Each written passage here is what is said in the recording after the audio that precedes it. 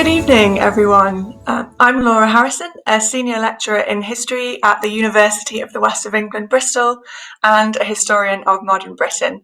And it's my absolute pleasure to welcome you all to this evening's event, Diane Abbott, A Political Life, on behalf of the history community here at UWE Bristol. We're absolutely delighted to be joined by Diane Abbott, Member of Parliament for Hackney North and Stoke Newington since 1987, and the authors of her biography, Bunce and Samara Linton. Diane Abbott, the Authorised biography, draws on original interviews with Diane herself, her friends, her colleagues, and her political opponents, as well as extensive archival research from the Black Cultural Archives in London to the Hull History Centre in Yorkshire. The biography traces Diane's path from her upbringing in North London onto Cambridge University, through roles in the civil service and the media, and from local politics into the heart of Westminster. Before I formally introduce and hand over to our speakers today, there are just a couple of housekeeping bits and pieces to cover. The format for this evening's event will be a 40-minute discussion between our speakers, followed by a question and answer session, and the event will close at 6 p.m. You are very welcome to submit questions for our speakers throughout the event using the Q&A box, and the Q&A session will then begin at about 20 to 6. To submit the questions and to see other submitted questions, you will need to be viewing the event in a standard window and not full screen. Please also be aware that questions will only be published when the Q&A section of the event begins, and your question may not appear straight away, as all questions will be moderated by the university events team, and about 5 questions or so will be displayed on screen at any one time. You can, though, like a question to boost it further up the list. The event is being recorded this evening and should hopefully be online within the next few days. The University Online Media Library also includes lectures from previous events held at the university. So if you are interested in catching up on some of the other lectures and events that have been happening over the last few months here at UWE Bristol, you can catch up there. So to introduce our speakers this evening, we are joined today by Diane Abbott, Bunce and Samara Linton. Diane Abbott made history when, on the night Margaret Thatcher secured a third general election victory in June 1987, she became the first Black woman to be elected to Parliament as MP for Hackney North and Stoke Newington. She entered the House of Commons at a time when there were no Black MPs in Parliament, and when fewer than 5% of MPs were women. From the outset of her career, Diane has championed global justice, human rights, peace and security issues both at home and abroad. She's been a vocal campaigner around race relations, transparency and justice around policing, surveillance, stop and search, and detainment without trial. She made history again as the first Black woman to run for Labour Party leader, the first Black person to shadow one of the great offices of state, and to represent their party at Prime Minister's questions. She is the longest serving Black Member of Parliament and founder of the London Schools and Black Child Initiative, which aims to raise educational achievement levels among Black children. Bunce is a historian based at Homerton College, University of Cambridge. He specialises in the history of ideas, particularly the recent history of Black radicalism in Britain. In 2014, together with Paul Field, he published the biography of activist and journalist Darcus Howe, which contained the first published history of the British Black Power movement. He has also written on issues of politics and popular culture for The Guardian, The Independent, and The New Statesman. Samara Linton is an award-winning writer and researcher whose work focuses primarily on health, race, gender, and society. She co-edited the Africa All-Party Parliamentary Group's commissioned report, Lessons from Ebola Affected Communities, in 2016, and The Colour of Madness, exploring Black and Asian minority ethnic mental health in the UK in 2018. Samara has worked as a junior doctor before joining the BBC in 2019. So on behalf of the UE history community, it is my great pleasure to welcome Diane Abbott, Robin Bunce and Samara Linton. Good evening. Good evening, hello. Oh, I'm really excited to be here this evening. I know I've loved working with Robin and Diane. Thank you so much for that introduction earlier. Today Robin and I have got a bunch of questions lined up for Diane. It's been a real pleasure working with her over the last couple of years now to put together this really detailed, researched, never before seen portrait of her life. So I'm just going to let Robin say a few words and then we'll kick off with the questions. I just want to say thank you enormously to everyone at UE for organising this, particularly to my dear friend Sarah Ward, who suggested this event in the first place. I hope we're going to say something insightful and interesting tonight.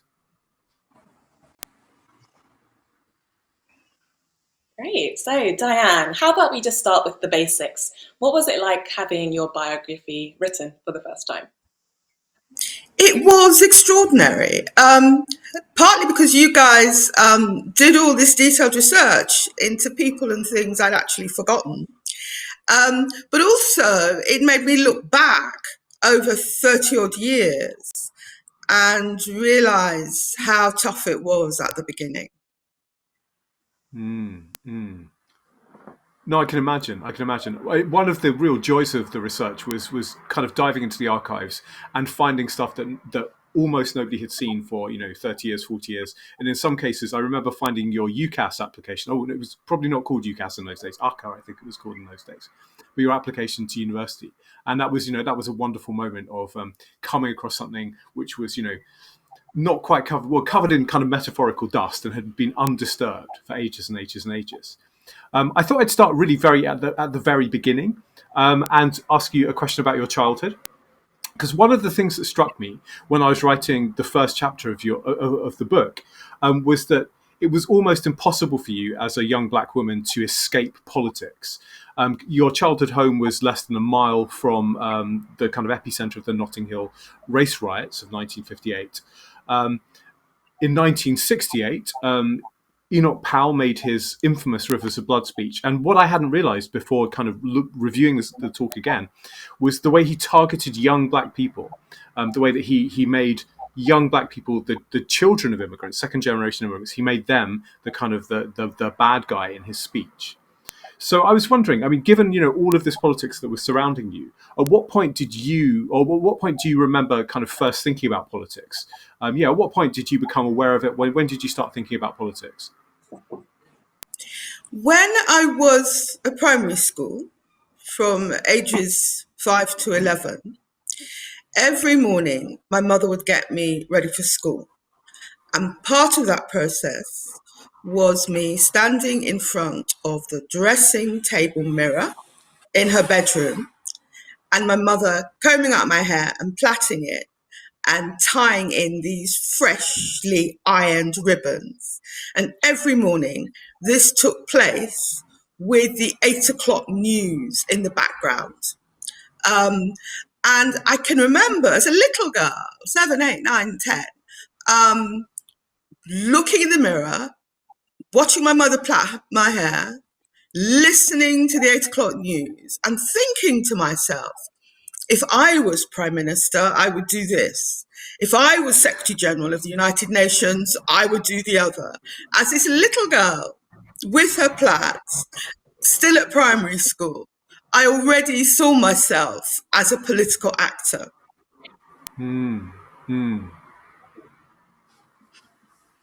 That's so interesting. And you went on to Cambridge to study history, and I thought it'd be interesting, especially because so many of our listeners are also undergraduates at university at the moment, studying various things. If you could talk us a little bit through your time at Cambridge, in terms of the highlights of your time there, the challenges you faced, and I guess what that meant to you in terms of how it shaped the kind of the career that you took afterwards. First of all, nobody in my family that I knew had actually been to university, and both my parents left school at 14. My mother stayed on a bit longer as a kind of pupil teacher. So I, in a way, didn't know what to expect of university because there was no history of being at university in my immediate family.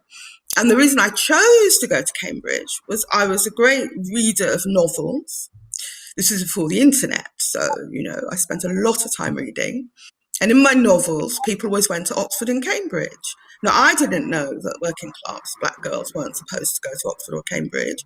So I thought, well, this is what I'm going to do. So I did the Cambridge entrance. In those days, you had to do a completely different exam to apply for Oxford and Cambridge. And you also, if you were doing what they called an art subject, history, English, languages, you had to do a Latin paper. And actually, it's the requirements for the Latin paper which kept a lot of state school children out, because a lot of state schools didn't do Latin at all. So I got in, and I remember arriving there, and I remember it must have been my first day. And Cambridge, as you know, is a collegiate university.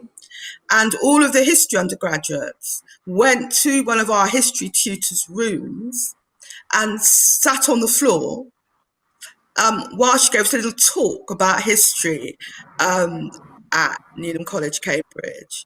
And I looked around me and I saw all of these quite transparently upper middle class white girls. And I thought, oh my goodness, Diane, what have you done now? Because nothing had prepared me for the difference, not just in terms of race. I mean, I was at Newnham, which at that time had about 400 girls. And there was one other mixed race girl who was adopted. There was one other South Asian girl, and it was me, one black girl out of 400. Nothing had prepared me, not just for the race thing, but the class thing. And I think I spent my first term in a bit of a daze. And I went home at Christmas really wondering what I'd done, but I screwed up my courage and I went back. But it was such a gulf and such a difference from growing up as a working class West Indian child. And, that can affect you different ways. How it affected me was I saw the huge gulf between the way my parents and their friends and family lived. Most of my parents' friends and family, they were in the public sector, nursing, or they were factory workers, and the way these girls at Cambridge, their lives. I was constantly being shocked. I remember sitting in hall at Newnham, and this girl beside me was talking about her country cottage. And I thought, goodness me, most people I know are lucky if they've got a council flat, let alone a country cottage. But I made friends. I had a good friend called Adam. And he always says he remembers seeing me. He did history as well. And he remembers seeing me in sort of the first week of the first term and thinking how naive I looked. And Adam had this little, I think I was his little project. So what he would do is periodically he'd have little dinner parties and invite me. And he'd serve things like artichokes and asparagus, which of course I'd never seen before. And Adam, in the nicest possible way, would show me how to eat them. And it's only looking back now, over 30 years distance, that I can see that Adam was consciously trying to open up the world of middle-class dinner parties and asparagus to me. So it was an extraordinary leap, as I say, both in class terms and race terms. I think everybody needs a friend who will introduce them to asparagus for the first time. To this day, I have never eaten an artichoke. So yeah, I have yet to find that friend, sadly. One of the things, looking at the kind of all of the material that still exists about you at Cambridge, one of the things that struck me was that representation was a really big issue in terms of the history you were looking at, the development of representation as a kind of political concept. But it was also a really important thing on campus in that you were there during a big fight for student representation, which had kind of started following Paris 68. And because Cambridge is so slow, everything moves so slowly, it was just kicking in the early 70s. So there's all the stuff about representation. Then when you leave, you would also, by the time you left Cambridge, been part of at least two feminist groups run by white women. You were elected as a student representative at Cambridge. Then you joined the National Council for Civil Liberties for 18 months or so. And at the same time, you were part of OAD, the Organisation of Women of African and Asian Descent. So by the time you're, I don't know, 22 or 23, you have a huge amount of kind of political experience under your belt and a huge amount of political thinking. Partly done at Cambridge, partly, done before that. So I was wondering, how did these early experiences of OAD, the National Council of Civil Liberties, Cambridge, how did they kind of shape your politics as a young woman? Those early experiences did shape my politics, and I was very concerned about representation. And I was a feminist almost from the beginning. I used to read the Spare Rib, which was the feminist magazine of the time. That was my sort of a link to the world of organised feminism. But I had a tiny bit of skepticism about white-led feminism at the time. I remember when I was still living at home, I found, through Spare Rib, I think, my closest women's group. And I started going along. I was still, I think, in the sixth form then. So I was by far the youngest person. I was the only black person. So I went along to the women's group every week because I knew that's what a feminist should do, go to a women's group. And then one day they were talking about raising money. They were all of them slightly older than me. They were housewives and young professionals. Anyway, so we were having a discussion about raising money. And one of the women said, oh, why don't we have a stripper? Why don't we have a black male stripper? And I kind of froze.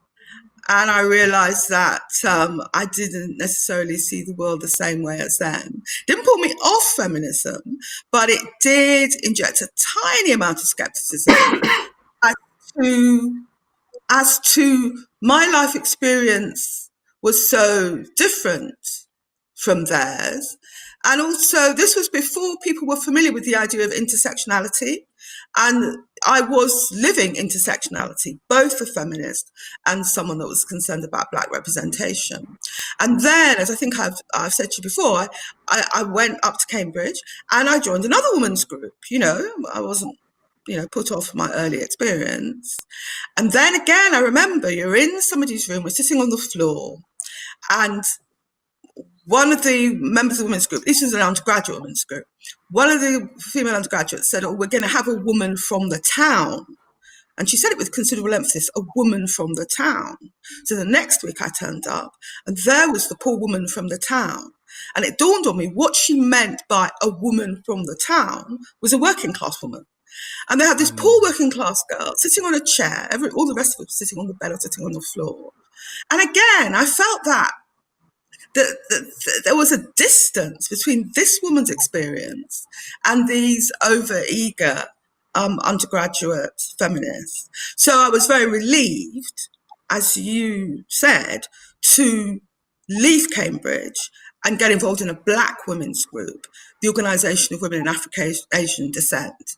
And it was a feminism and women whose life experience actually reflected mine. And I felt very glad to be involved with it. Oh, no, fascinating. And one of the things that I found absolutely fascinating about looking at your later career, particularly when you were Shadow Minister for Public Health and then Shadow Minister for International Development and then Home Secretary and Shadow Health Secretary as well. In all of those roles, when you are developing policy and also with London Schools and the Black Child's, it's really clear to see the kind of influence of OAD and Black womanism on the policies you developed later. That never left you, as it were. You're particularly, around kind of issues of self-organisation and involving black parents in London Schools of the Black Child, and a kind of female-centred international development policy that you were pioneering during your time shadowing that role. So moving on to the early 1980s, from the kind of late 70s into the early 1980s, you were one of a group of black and Asian radicals within the Labour Party who founded an organisation known as Black Sections. which was a campaign. For those in the audience who don't remember, it was a campaign to gain black representation at all levels of the Labour Party, and ultimately the election of black MPs, with the hope that you would also gain black representation in Parliament and then in government.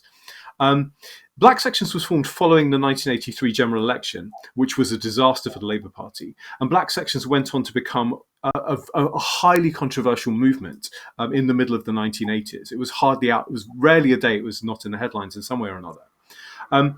Obviously, we're here talking about history today, and I'm thinking, what historical lessons do you think Labour should draw from Black Sections and from the experience of the middle of the 1980s? Well, the first thing to say is that one of the things that really shaped a lot of our understanding as black activists in the 80s was the riots in the early 80s, the Brixton riots, but there were also other uprisings in Bristol and Liverpool and so on.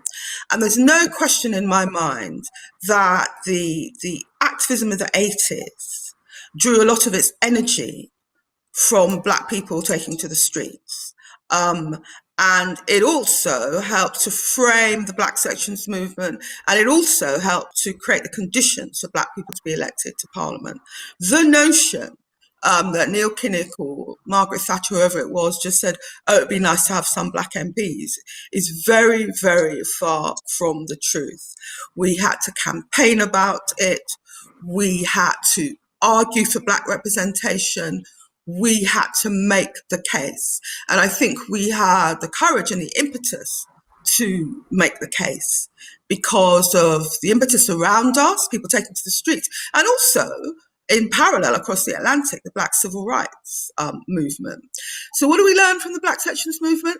Well, the Black Sections movement was about constitutional change in the Labour Party. The Labour Party has always had women's sections and youth sections. We used that to argue for having black sections. And that was because in the 80s, the left used to focus its demands around constitutional change, like mandatory selection and that sort of thing. So we focused our demands for racial justice around constitutional change. But it was never just about representation. It was also about policies and racial justice. And I think the lesson to learn is that actually, I mean, now we've got the young activists in Black Lives Matter. None of this is new.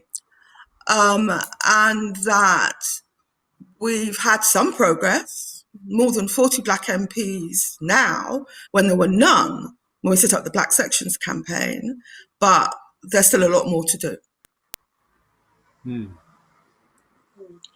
And, you know, as you say, the Black Sections was about representation and racial justice within the Labour Party.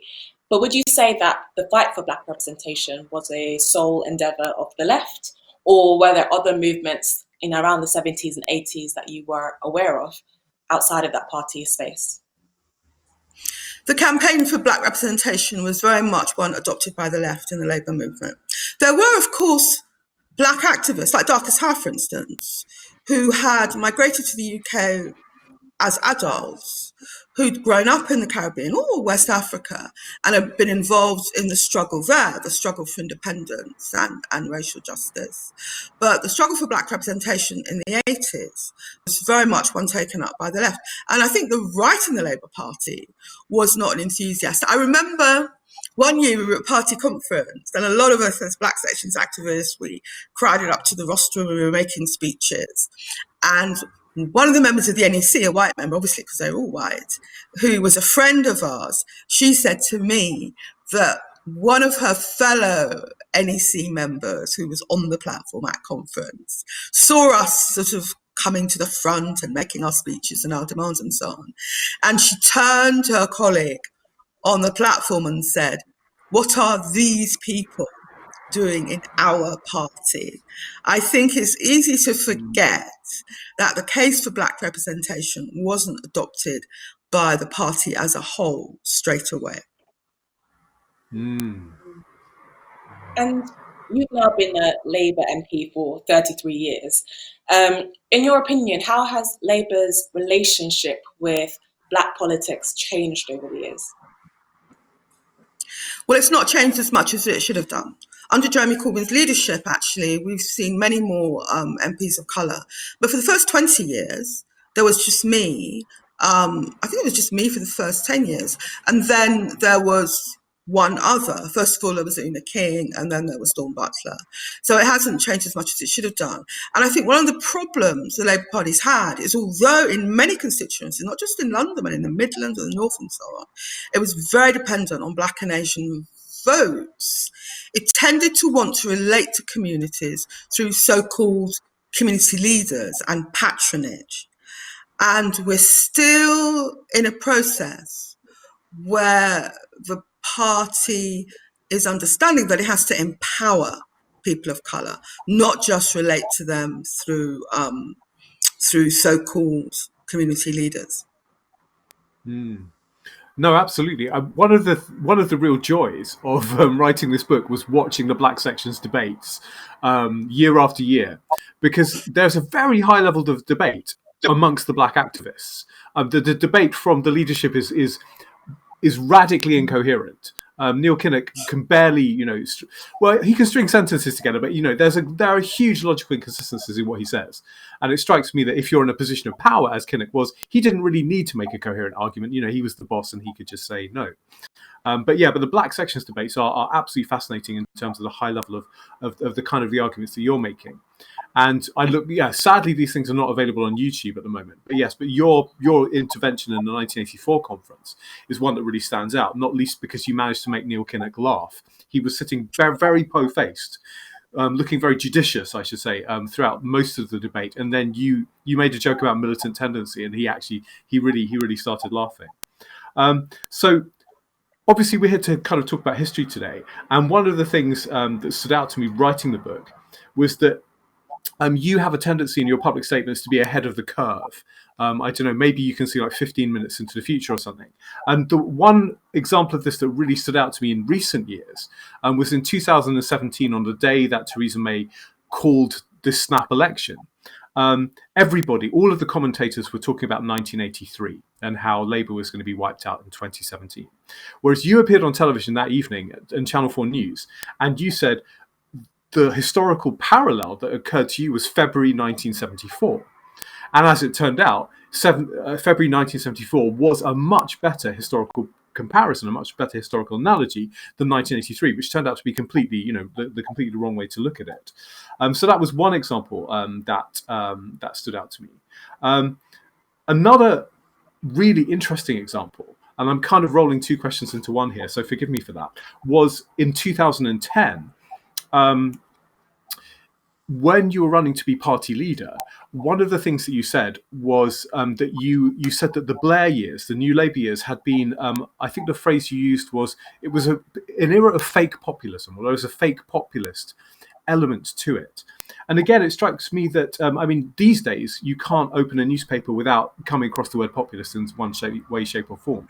But again, you were there, you were able to see this trend in its kind of, in its very early phases, as it were. So I guess my first question on this issue is about being somebody who understands history and being somebody who studied history at Cambridge. How is that historical knowledge, or that historical experience, or that historical approach, how has that informed your politics, in your career in Parliament? Well, history's actually has always informed my politics. I remember when I decided I was going to run for Hackney North, one of the first things I did, I was living in Paddington at that time, I was a councillor there, but I came to Hackney, I went to the reference library, and I started to do some research on the constituency and past members of Parliament. And so my politics has always been grounded in my understanding of history, and to go forward a little bit from actually contesting the selection. I always remember on the night when I did my, they had the selection conference in Hackney North, which I had in the town hall, and there were 4 of us There was Ernie Roberts, who was a sitting member of Parliament. There was Hilda Keane, who was leader of the council. And there was myself, and there was another trade unionist. Anyway, we were in the town hall. Party members were all crowded into the council chamber. We all had to go in one by one and give a speech. And I remember, in between speeches, I was beside myself with nerves. And so what I did is I started walking around the corridors of the town hall. And because the meeting was being held in the council chamber, outside the council chamber, in the corridors, were all these old photographs of past mayors of Hackney. And a lot of them, actually, were clearly people who were migrants, Jewish migrants, a lot of them. And as I walked up and down the corridor and these sort of photographs were looking down at me, I felt as if these Jewish migrants from years ago were whispering to me. And what they were whispering to me is that we came to Hackney, we made it, and you will make it too. And I've always had a very strong sense of history and the historical basis for what I'm doing. And that evening as well, at the selection conference, in my speech, which actually won me the selection as a member of Parliament for Hackney North, one of the things that struck me reading about Hackney is that it had been transformed. It had been a constituency which was largely Irish and Jewish, and it now had a very large black population. And in my speech, I said to the party members, who, I should say, were not expected to vote for me, and the speech did make the difference. I said to them, you know, Hackney has changed in recent years. The demographic has changed. And this evening, the Hackney North Labour Party is facing up to history and how things have changed. And you can run from the historical changes in the constituency, but you can't hide from them. So history is very important to me. I suppose I owe it to my history tutors at Newnham. It's speaking as somebody who teaches at Cambridge. It's always nice when people, when people acknowledge a little debt to history teaching at Cambridge. On the kind of second half of the question about populism, I mean, it strikes me that one of the things that's going on during the Black Sections debates is that Black members of the Labour Party are in a sense writing a history of the Labour Party, and they're taking it all the way back to the foundation of the party and the Constitution, and then forwards to the Wilson and Callaghan years. And one of the kind of criticisms of Wilson and Callaghan that comes from Black Sections is that they stopped thinking about immigration as a human rights issue, and they started thinking about immigration as an electoral issue. How many votes can they garner by taking a tough line, quote unquote, on immigration? Going forward, I mean, it seems to me that one of the continuities between New Labour and Wilson and Callaghan was that there was a sense in which they were willing to play a populist card when it comes to immigration. So do you see any continuities between the what you described as the fake populism of New Labour and the populist moment that we appear to be living in now, the kind of populist moment of Brexit, perhaps? When it comes to race and migration, on the one hand, I'm very proud of the record of individual Labour Party activists, trade union activists, fighting racism, campaigning against anti-Semitism, the big battles at Cable Street and so on. But the truth is that too often Labour governments have caved into a kind of phony populism on migration. I mean, we've talked a lot in recent times about Windrush and some of the key pieces of legislation which enable the Windrush discrimination against some immigrants to happen were passed by Theresa May. I have to say I voted against them, but yeah, some of the key pieces of legislation were passed by Theresa May. But there were key pieces passed by a Labour government also. The legislation which meant that if you're an immigrant and you went into hospital, they were entitled to ask you to show your papers and your passport. That was passed when Alan Johnson, the Labour Health Secretary, was Health Secretary. And the Labour Party, whether it's Callaghan, whether it's Blair, whether it's even some of the things Ed Miliband said, had always dressed up conceding to right of centre views on migration, the views that see migration as a threat and a problem. They've always dressed it up by a type of phony populism, but it is phony populism. But it's been a problem the Labour movement has had for as long as there's been an organised labour movement. The notion that immigrants, for instance, drive down wages, that goes back to the 19th century.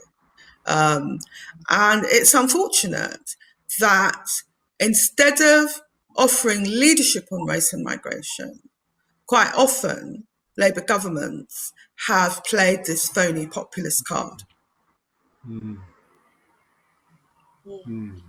Interesting. And I think it's quite hard to talk about the current political climate without also considering the role of the media in terms of mainstream media, but also kind of the more, accessible forms of media for many of us, like social media. And, you worked for a bit as a journalist and you've worked in media. You've always had quite a central role in a lot of media, TV, radio. I think it'd be interesting to know what you feel the relationship between kind of big broadcast mainstream media and party politics should be.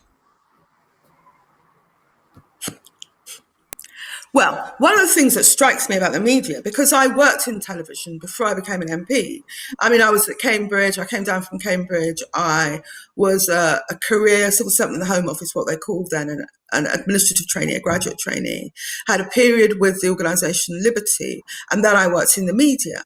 And one thing that struck me was almost 30 years after I had worked in television, I could walk into television newsrooms and there was still hardly any black or brown people there. It's a few more, I think, in recent years, but it was quite extraordinary. You're talking about television newsrooms and actually newspaper newsrooms that are recruiting in the middle of one of the most diverse cities in this country. And the very small numbers of black and brown people they feel able to employ. And the relationship between the media and politics on the issue of race is like a lot of things between the media and politics. It's quite symbiotic. On the one hand, the media picks up its issues from the mainstream newspapers. The mainstream newspapers, particularly the right of centre papers, are often peddling some quite negative tropes around migrants. And then politicians pick their lines up from that. So it's a wholly circular process. Negative tropes in the newspapers, the television reflecting that, and politicians reflecting what's in the media and what's in the newspapers. And because there are so few people of colour employed in the media, up until very recent times, it's very hard to intervene in this kind of circular argument. No, absolutely. And I think it's interesting. I think that is also true kind of outside of issues of race and immigration as well. I'm just thinking about the Independent Group. Sorry, I'd forgotten their name. The Independent Group seemed to be born out of a conversation between journalists and politicians, where the politicians were saying what we need is a strong centre party, and then journalists were reflecting that back at the politicians. And on both sides, they seemed to believe their own kind of hype, as it were. And as we know, the Independent Group died a death very, very quickly. One thing that I was believe it or not, I've since finishing writing the book, I have been paying very little attention to politics. I kind of have taken a break from it, which is the first time in my adult life. But I did dip into it the other day. And one of the things that I spotted was that the Labour front bench were making a very strong case against outsourcing. The reason I mention this in this context is that going back again to your run as party leader in 2010, and I was reading through your various statements, and you wrote a kind of a mini manifesto. And one of the things that you really came out strongly against was outsourcing and the kind of creeping privatization of the public sector. do you did it surprise you that your particular take on issues such as outsourcing, issues such as the Iraq War, issues such as the shortcomings of the Blair and Brown governments, did it surprise you how quickly your point of view became kind of mainstream within the Labour Party after you initiated your run to be party leader? It was remarkable how things that were considered quite radical when I was saying them in 2010 as a prospective party leader became completely mainstream. I mean, it's extraordinary that it was a Tory leader that brought in same-sex marriage. And I can remember making the case for LGBT rights 30 years ago. And even in the Labour Party, it was considered highly left-wing and controversial. But let me just say something about outsourcing, which is that it speaks to the extent to which my politics is shaped by who I am and what I've grown up with. Who were the people who had their jobs outsourced? Very often, it was Black women workers working as care assistants and nursing assistants, women who, when I was a child, were permanently employed, had pride in their jobs, had sick pay and had pensions. And the whole outsourcing mania deprived these women of security, of stability, of pensions, and that pride and identity with their institutions. And it's because I felt strongly about the kinds of people and the kinds of jobs that were being outsourced that it was a big thing for me. And as you say, the party as a whole has caught up with me. Excellent. I think that brings our bit of the conversation to an end. And at this point, we become ciphers for the audience. We're going to ask you questions submitted by the audience. Samara, have you had a chance to have a look? I'm afraid to say I haven't. Yeah, I'm taking a look at one now. I think most of them are for you, Diane, so I hope you're ready.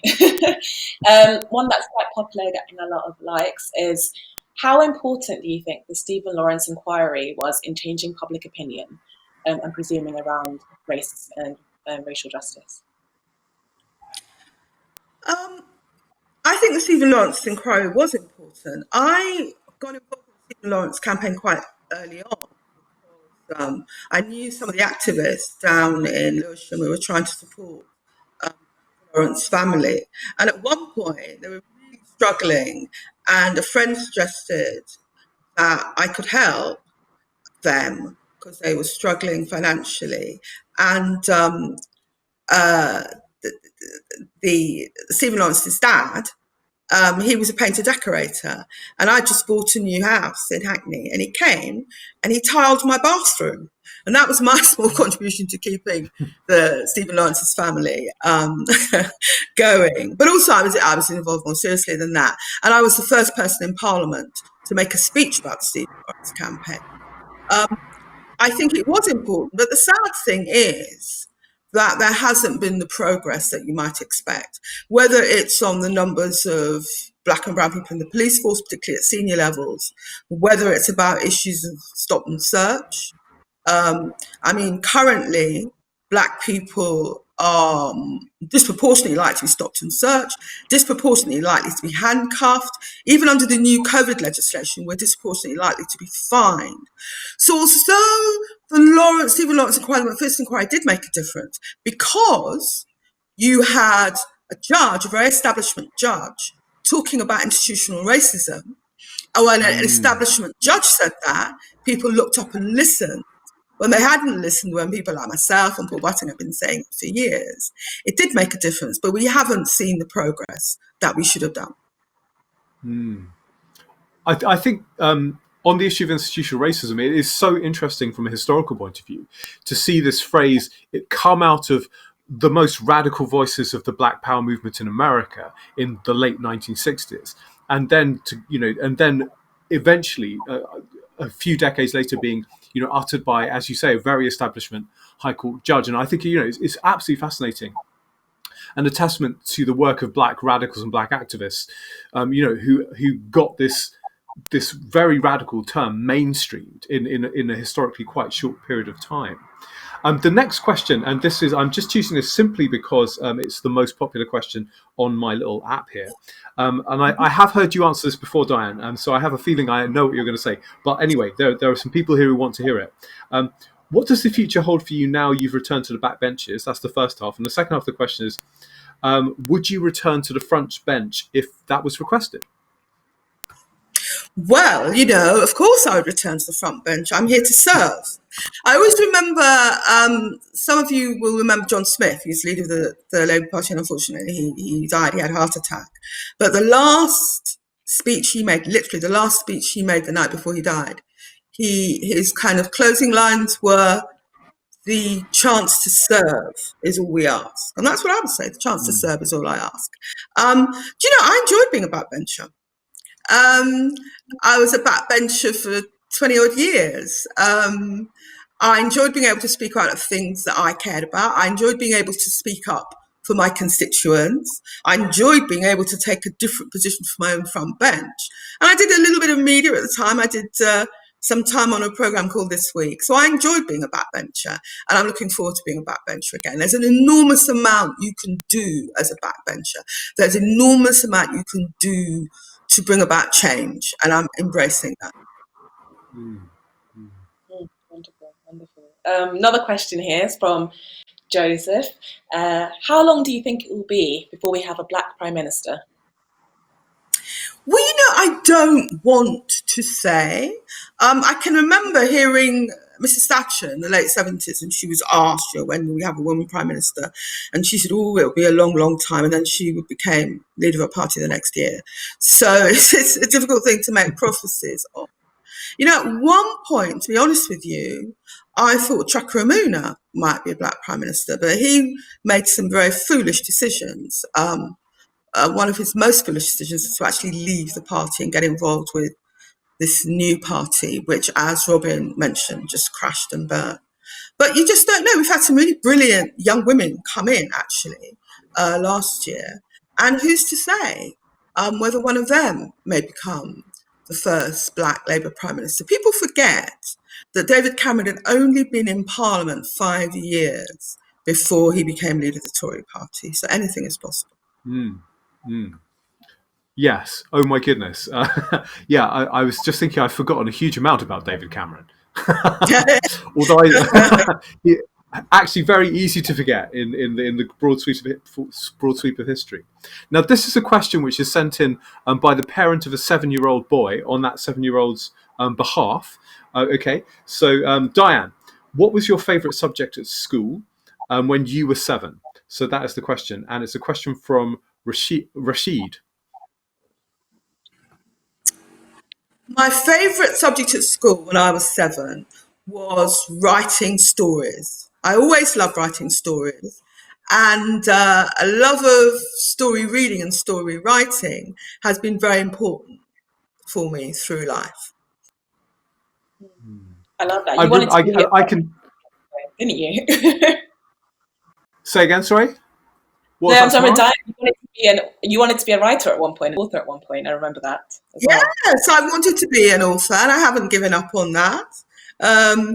I remember when I went for my interview at Newnham, as part of the interview process to get a place, and I went for an interview with my tutor, a woman called Gillian Sutherland, actually, and it was in her study. And to my astonishment, her study was lined with books, and there were actual books that she had written. And I was really impressed with that. And I remain excited about the idea of writing books and having my name on the spine. And I can testify to the fact that, Diane, you are very influenced by literature. I remember being around your house and looking at your bookshelves, and I think there was an entire room in your house, or was an entire room in your house, devoted to novels by Black female writers. I think I remember seeing Octavia Butler represented there. I'm a big devotee of science fiction, so I adore Octavia Butler's work. Now, this is a question from Sadie, and a very important question indeed. How do you think Black feminism? Reading glasses problem. How do you think Black feminism influenced British politics as we know it today? Has it? Yes. So has it had a positive impact on how we perceive BAME females in politics? Is the question. I think feminism has influenced politics and influenced it for the better. And I think black feminism has influenced feminism. Um, the great thing about the Organisation of Women of African and Asian Descent was it was about fashioning a black feminism, a womanism, I think Alice Walker used to call it. And as I say, I think feminism is influenced politics. I mean, when I first became an MP, there was a small number of women MPs, and women were really supposed to stick to women's subjects like childcare or even education. The fact that now we have women as chancellor, as shadow chancellor, doing all the great offices of state is an extraordinary transformation. And also the fact that issues which were seen as women's issues 30 years ago, nurseries, childcare, equality for women, have become completely mainstream. This is how feminism has helped to shape British politics, and black women and womanism has helped to shape feminism.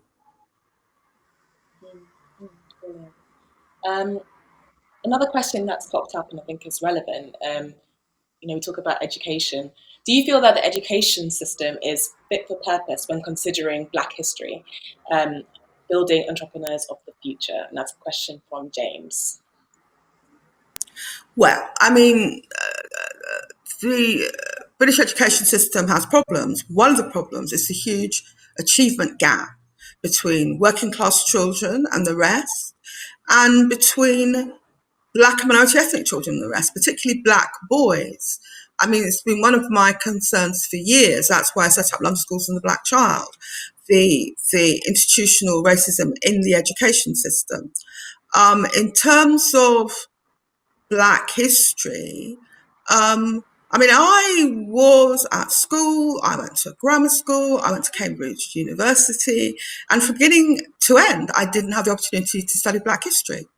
The only type of Black history I was able to study was I did a paper on the American South and Reconstruction. It was a special paper. It was taught by Professor Robert Fogel. But my mainstream curriculum, you couldn't study any Black history at all. Things are a little bit better. There's a lot more to do. How many children learn about the tremendous contribution of people from Africa, Asia, and the Caribbean to fighting in the First World War and the Second World War? How many people really understand the relationship between colonialism and slavery and the British economy? I mean, when they pulled down the statue in Bristol of Colston, the slave trader, everyone complained about it, including, sadly, the leader of my own party. But I heard more discussion about the role of slavery in the British economy than I had up until then. So actually, that piece of direct action achieved its aim. So there is a lot more that could be in the curriculum about Black history and the Black contribution to British history, because Black history is British history. I was very surprised at the response to the tearing down of the statue of Colson. I thought it was an excellent example of what David Cameron called the big society. Why wait for government to do this when you can do it yourself, as it were? So I was very surprised that the Conservatives came out against that. I need to apologise to Mason. I read out one of your questions without naming you, but I'm going to read out another one. This is from Mason. It reads, "Congratulations on an amazing career. What is your proudest achievement? And what is your biggest regret?" So there we are. Proudest achievement, biggest regret. My biggest regret is Labour losing the general election last year. Obviously, I'm a Labour MP and I'm a Labour partisan, and I would have wanted us to win that election. But also, I think this country's never needed a Labour government more. We're in the middle of a coronavirus crisis, pandemic, and I don't think even his best friend would say that Boris Johnson is handling it very well. And my proudest achievement is that there are so many more Black women in Parliament now, from being the only one out of 650 33 years ago. There are now dozens, and I'm very proud of that, and they're all amazing in their different ways. Another question here from Tom Leslie. The question asks, in your childhood, Do you remember especially admiring one single political figure, or did you find it challenging to relate to politicians of that era? That's a good question. Well, I was generally interested in the civil rights movement. That was a big thing when I was a child. And even though my parents weren't sort of political obsessives, you couldn't miss it, on the news and so on. And I always remember, I think it was it would have been it was the 1960s Olympics. And there were three black American sprinters, and they won. First, they won gold, silver, and bronze, and they stood on the rostrum at the Olympics, and they all did a Black Power salute. Never forgotten that. It was really seismic, and that made an impression on me. That and the general civil rights movement. Oh no, very interesting. This is a question from T. Sayal, and the question reads: as we're expected to be very different in corporate settings, how did you manage to maintain your authenticity and your cultural identity in your journey to the top? Well, I'm not sure I'm at the top, but it all depends what you mean by being authentic. What's authentic to me is trying to be as well turned out as I can, because generally speaking, Black women like to look sharp. So that to me is being authentic. But I've been in contexts, I've been in left organisations where they felt uncomfortable with a Black woman who was smartly dressed. That wasn't their idea of a Black person. Black people are supposed to be victims. But I've always tried to be authentic. And if that means, high heels and a smart frock, that's my authenticity.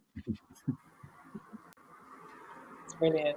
I'm just really aware of time, so I'm just going to pick the questions that are getting the most votes. I'm really, really sorry if I don't get through everybody's questions.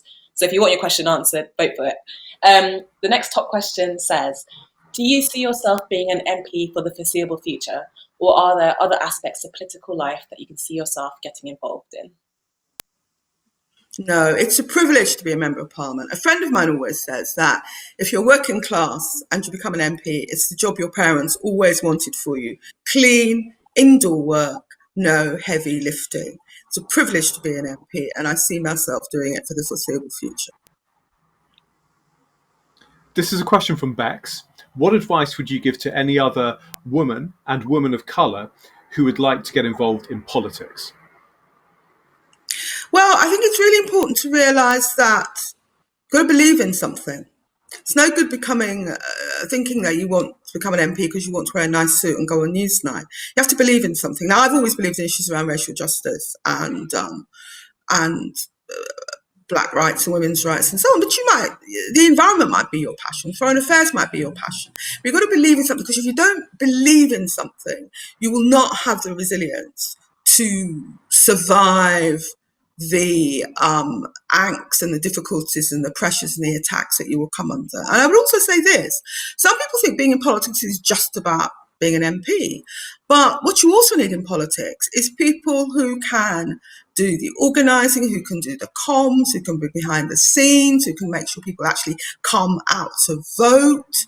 So there's all sorts of ways of making a difference politically. But first of all, you have to believe in something, not just want the status. And then you need to look at the range of roles there are for people in politics and decide which one you want. I was just thinking, it's such a shame that nobody gave that advice to Boris Johnson, the advice that you need to genuinely believe in something. But anyway, yeah. It's not too late. Perhaps you could give that advice to him yourself. I could. So have we got time for another question, or we... I'm looking for... One. We've got one more question. Okay, so I'm simply going to read the one which has got the most likes. So from an anonymous source. Sorry, that sounds more formal than it really is. Black transgender people experience some of the worst discrimination in our country and worldwide. How do you think we should fight for against such injustice? Well, I think that it's really important to stand up for the rights of Black transgender people. The amount of deaths that happen to them, and yet they've been at the forefront of many LGBT struggles. So I think we should stand up for their rights, both legally but also socially, because out of so many vulnerable groups, they are amongst the most vulnerable.